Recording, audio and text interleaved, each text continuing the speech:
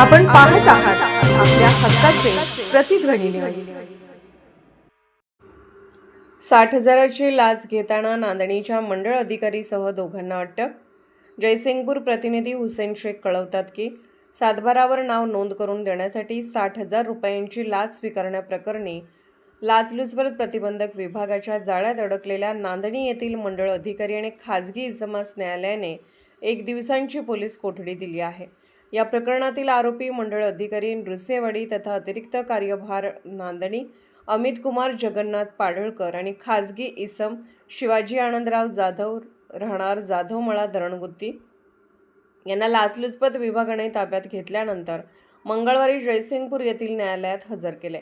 सुनावणी दरम्यान तपासासाठी आरोपींची पोलीस कोठडी आवश्यक असल्याचे सरकारी पक्षाकडून न्यायालयासमोर युक्तिवाद केला. त्यानंतर न्यायालयाने दोन्ही संशयित आरोपींना 1 दिवसांची पोलीस कोठडी सुनावली.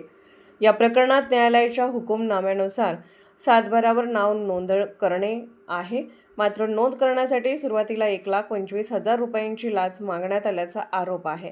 तडजोडीनंतर 60,000 रुपये स्वीकारताना एसीबीने सापळा रचून कारवाई केली होती. आरोपीविरुद्ध शिरोळ पोलीस ठाण्यात भ्रष्टाचार प्रतिबंधक अधिनियम कलमनुसार गुन्हा दाखल करण्यात आला होता.